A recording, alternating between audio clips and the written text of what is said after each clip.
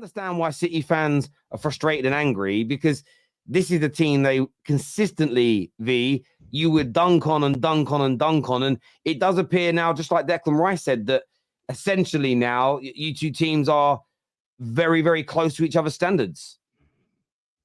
Yeah, I mean, listen, going into this game, I was one to say that it was going to be a difficult game. But the reason why I had tremendous confidence is because of some of those trophies you see behind me, as well as the fact that we're playing at the Etihad. Now, Arsenal had extreme confidence, and it's because they saw vulnerability in City. They saw the injury list. They saw City don't look like themselves. They saw a defense that's a little leaky. They saw us vulnerable on the counterattack.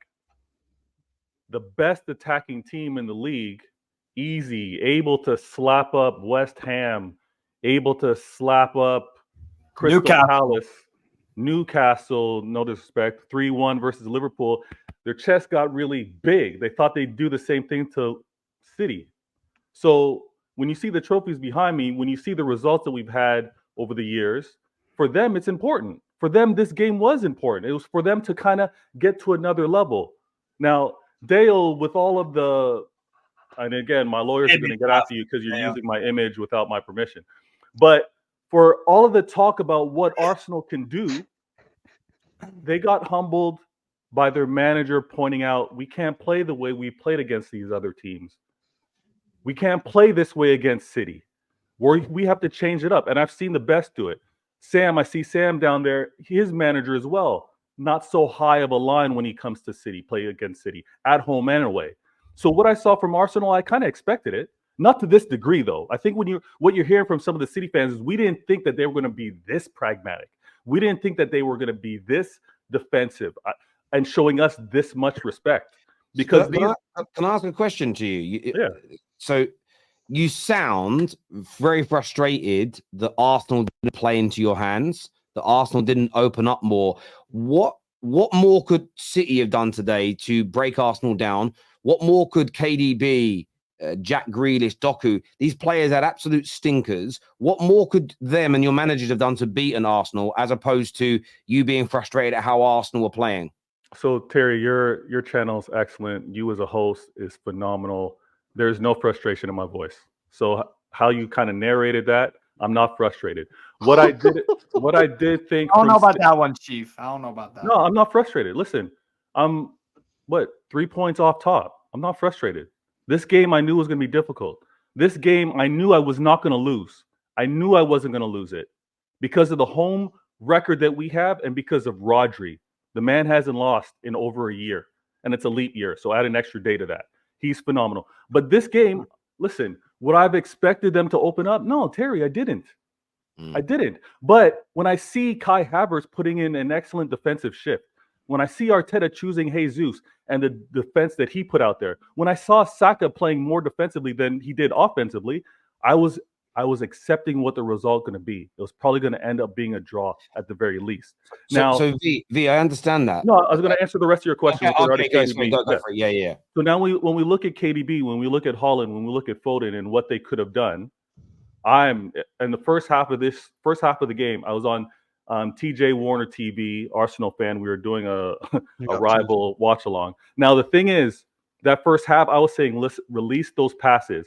KDB was making a lot of runs. We didn't give it to him. Holland, when the line was a little high, just send that ball. Let the man chase it, race it down. Maybe it'll fall to someone else's foot. I was frustrated with that. But that's going to happen with regards to a team like Arsenal that are quality defensive. I'm not going to take anything away from them. They're very good defensively. But we both neutralized each other.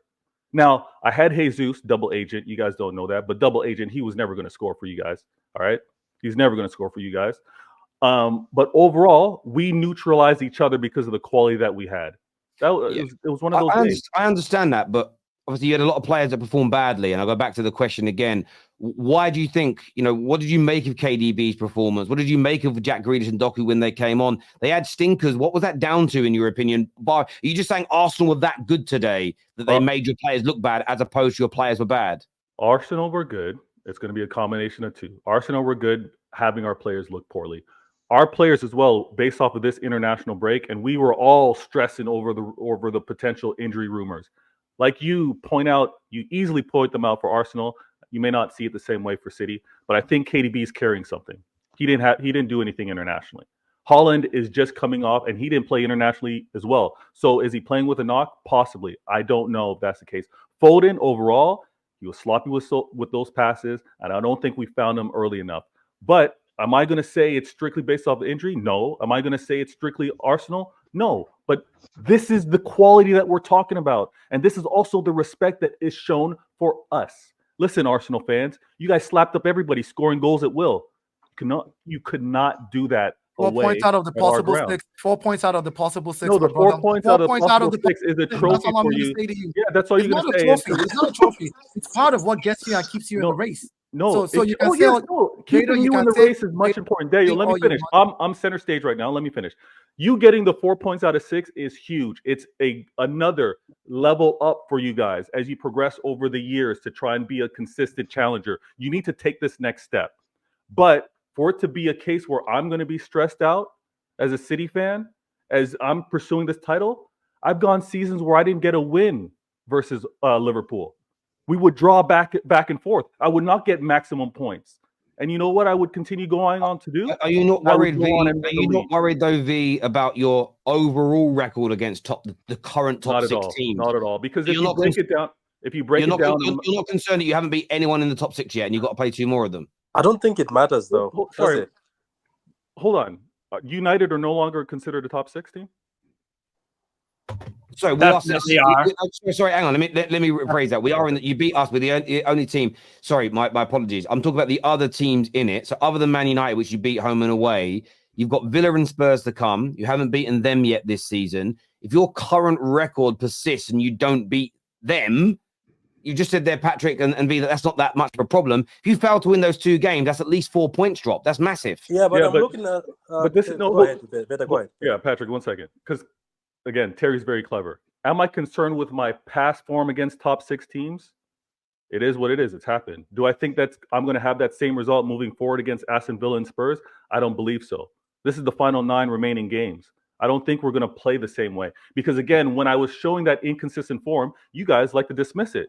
But when we talk about world-class players, when we talk about the quality of City, if I play without Haaland, that's a big thing.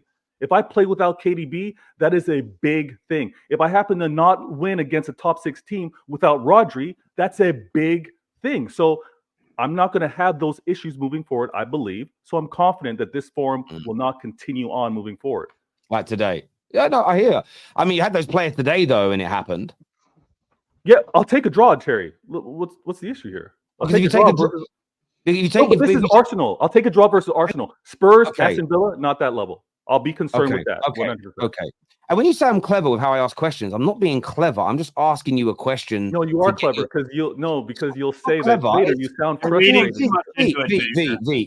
V. My questions are not clever. We're on a podcast having a conversation. Imagine I don't ask questions that delve into what you think and feel. My job as a host is to listen to what you say and then dig a little bit deeper. It's not a clever question. It's just you're a good interview. Hold on. Terry's excellent, but Terry, sorry, maybe how you narrate things. You made a point to say, as you posed a question to me, Vader, you sound very frustrated. You do. I'm not. I'm telling you how I sound and how I may be. I'm telling you how I am. I'm not frustrated. That's cool if you're not. I mean, you probably have been now on at least 60 to 70 streams with us, if not more. Yeah. And I've never heard you like this. It's a different voice. Okay. Right. I'm just saying. Okay. I see what you're saying too. I think he is. I sound frustrated. Okay. Well, all right. But then again, I can't tell another man how he feels. You don't really. I don't know. No. I didn't say how he feels. I'm saying how it comes across. There's a difference.